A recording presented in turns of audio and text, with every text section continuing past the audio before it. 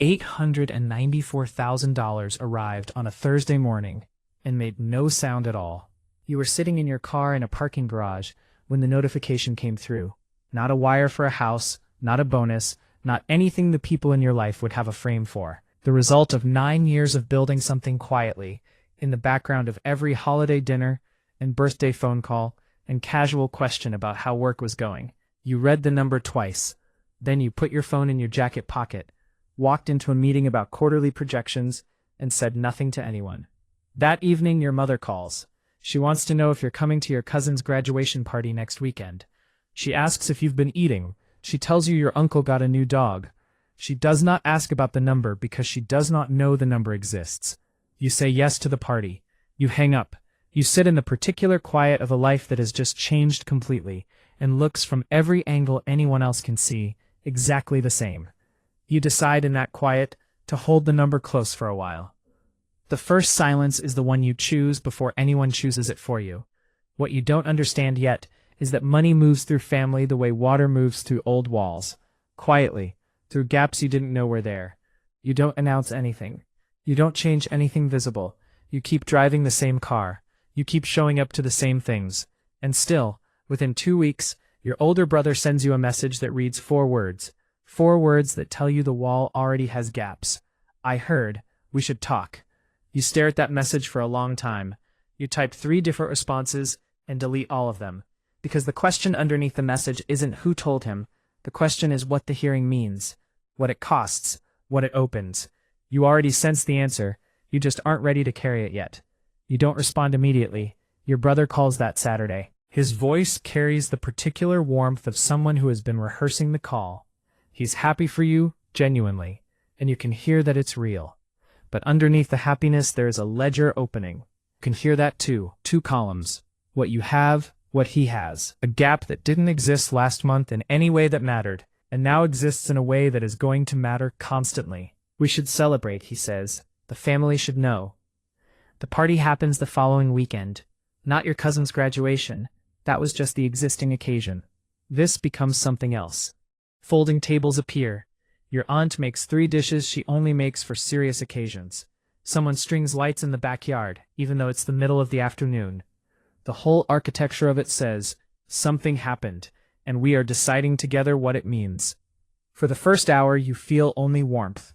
This is your family. These are the people who knew you when you had nothing, when you were the one borrowing, the one who couldn't cover his half of a shared bill without calculating whether it would clear. Your grandmother holds your face in both hands and says something in a language you only half understand and doesn't need translation.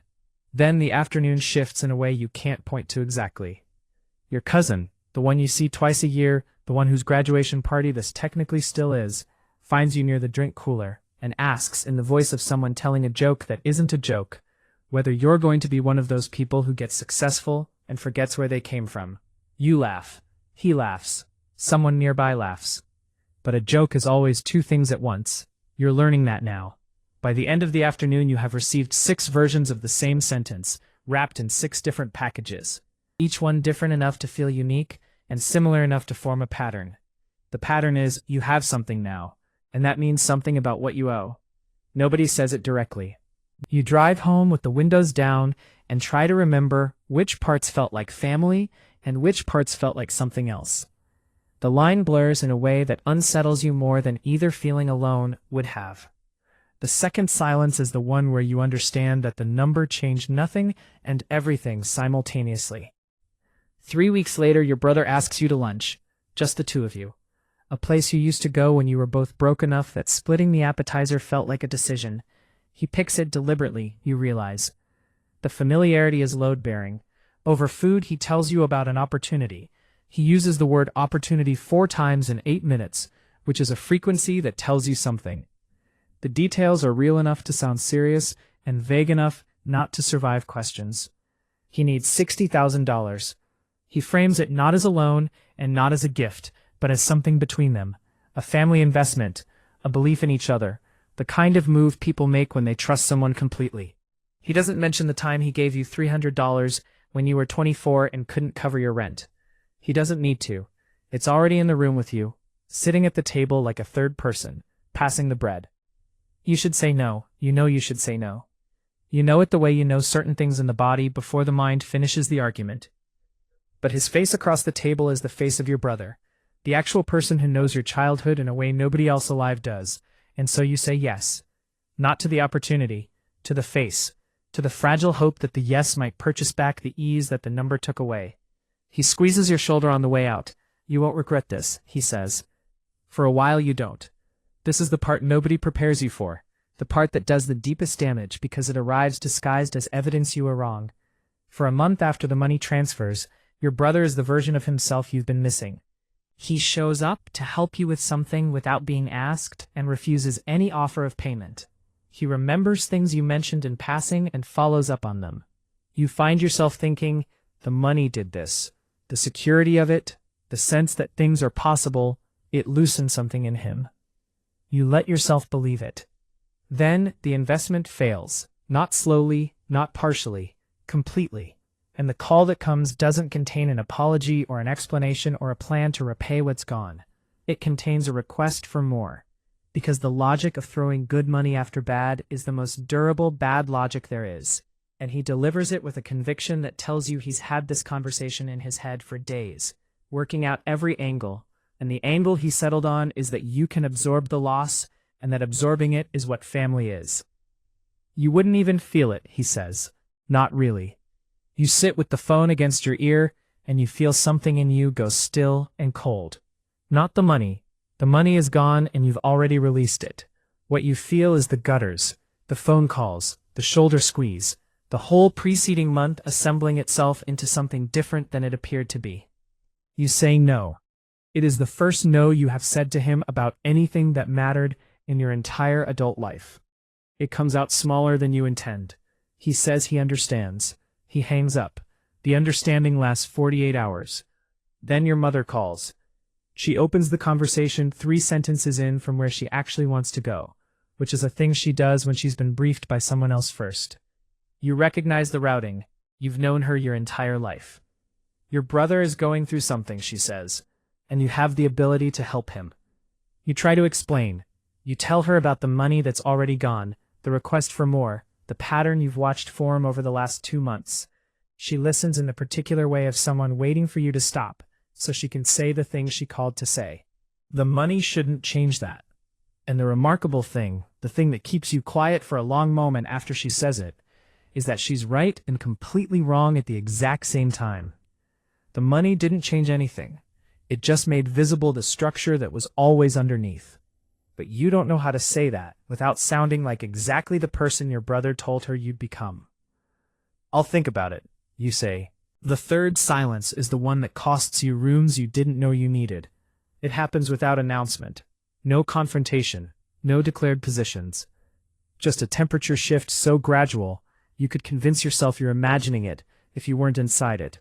A message you send that takes 3 days to receive a reply. A family group chat where your joke lands in total silence, when the same joke from anyone else would have collected a dozen responses within minutes. An uncle who has called you by your name your entire life, who now has a nickname for you that he thinks is affectionate and is not. None of it is large enough to address. That's the engineering of it. And then Thanksgiving arrives. You go. Not because you're certain you should, but because not going is a statement you aren't ready to make. You sit at a table with people who share your blood and your history, and the particular interior shorthand of a family that has been together through real things. And for the first hour the conversation stays on the safe ground. The food, the game, someone's new job, weather. Your brother is at the far end of the table. You catch him looking at you twice, and both times he looks away first. He's drinking at a pace that has a purpose. Your father asks you partway through the meal, a plain question about how a project you've been working on is going. A normal question, the kind that treats you like a person rather than a position. Before you can answer, your brother sets down his glass. He doesn't raise his voice. That's what makes it land. He speaks with the quiet certainty of someone delivering a verdict he's been composing for months. He says you left. That the money didn't arrive in your account, that you departed into it, pulled the door shut behind you, and what's sitting at this table is a person wearing your face who no longer lives here in the way that matters. The table goes still. Your mother says his name once, very softly. Nobody else says anything. And the silence of the people who have known you your entire life is its own answer, even if it's only the answer of people who don't want to be involved, even if it says nothing about whether they agree. Silence reads the same from the inside, regardless of why it's there. You look at your father. He is the only one looking back at you directly, not with pity, not with an apology in his face, just looking, the way he has looked at you your whole life, like your presence in the room is a thing he finds sufficient. You fold your napkin. You say something about needing to get on the road. No one argues with you. You walk to the door, and the sound of conversation resuming behind you before you fully closed it is the loneliest sound of that entire year. Your father follows you outside. He doesn't address what just happened. He doesn't offer a verdict or take a side or apologize on behalf of anyone. He stands next to you in the cold, looks at your car for a moment, and tells you to drive carefully. He says to call your mother in a few days when things have settled. He puts his hand on your shoulder. Not a squeeze, just a wait, brief and steady, and then he walks back inside. That is the last ordinary evening you spend with him. The call comes on a Tuesday morning, which is how you'll always remember it. Not a Friday, not a Sunday, a Tuesday, ordinary in every way until it isn't. Your mother's voice arrives in pieces you can't fully reassemble in the moment. The words hospital, and now, and please come are in there. You don't remember the drive. You remember the hallway. Your brother is already there, standing against the wall with his arms crossed and his face open in a way it hasn't been in nearly a year. All the architecture of the last 12 months, the money, the silence, the table, the verdict, none of it is in the hallway with you. It's as if the building stripped it at the door. He looks at you, and his face does something that dismantles everything. You put your hand on his arm. He nods once. Neither of you speaks. You don't need to. There are things the body communicates in hallways like this one that language would only diminish. Your father is awake. He's tired in a way that is new on his face, but he's awake, and the worst has moved past. The doctors are careful with their words in the way that means things are okay for now, and they want you to understand that now is conditional. He asks for the room to clear. He asks for you specifically. You sit in the chair beside the bed, and he looks at the ceiling for a moment before he looks at you. Then he tells you something he has never told anyone. When you were 26 and the business was in its first real year, and you needed capital you didn't have, you believed the money came from savings your father had set aside carefully over decades. A small reserve, a cushion he built by being deliberate his whole life. You thanked him for it. You paid it back within 3 years and felt good about that. It was not savings. Your grandfather left him a piece of land, not large, not valuable by any market that would matter to most people. But it was the place where your grandfather had lived and worked and is buried. And it was the only thing in the physical world your father considered entirely and permanently his. He sold it. Quietly. He put the proceeds into the beginning of you, smoothed over the seams so carefully that no record of it existed in any version of the story you were told. And then he lived for 9 years, watching you build something on a foundation you didn't know he'd poured. He was there the Tuesday the wire cleared. He was under your car changing the oil. He did not say a word. You sit with this for a long time before you can speak. Why the silence? Why let you believe the whole structure was yours alone? He tells you about a loan he gave his own brother decades ago, an amount that felt manageable. His brother paid it back eventually, technically, but the money lived between them at every meal and every occasion for years after, present, unreferenced, impossible to ignore, until one Christmas, his brother simply stopped coming.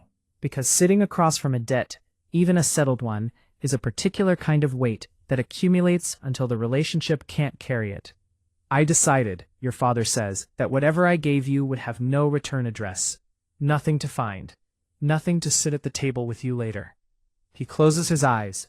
He tells you to send your brother in. He says something so plain, it takes you a moment to absorb it fully. You're both still mine. That hasn't moved. That's all he says about the year. No verdict. No allocation of fault. No chosen side. Just the statement of a fact he considers unchangeable and expects you to do the same.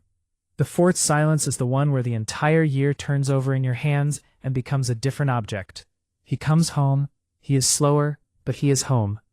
Nothing resolves in the way resolutions are supposed to work in stories. Your brother does not repay the money. Your mother does not revisit the phone call. The temperature of certain rooms does not return to what it was before the number arrived. But you stop waiting for it to. You understand finally the difference between the people who were loving you all along and the people who loved the version of you that needed something from them. The money didn't create either group. It just removed the conditions that were keeping them indistinguishable. On a Saturday in early spring, you are in your father's driveway, on your back on a flattened cardboard box, your hands finding the drain plug the way his hands taught yours to find it years ago. Oil change. $10 job. He is on the porch watching you with his coffee, not offering to help, not telling you you're doing it wrong, just watching with the specific patience of a man who knows exactly what is happening and finds it sufficient. You are under the car longer than the task requires. You're thinking about a foundation you built on without knowing what was underneath it. About the difference between a gift that announces itself and a gift that disappears so completely into the thing it made possible that you can spend years standing on it without feeling it beneath your feet. You tighten the drain plug. You slide out from under the car and stand up in the light. Your father raises his coffee cup slightly, just barely, a gesture so small it would be invisible to anyone who didn't know what it meant. You have spent the last year learning what silence costs. You are only now beginning to understand what it builds.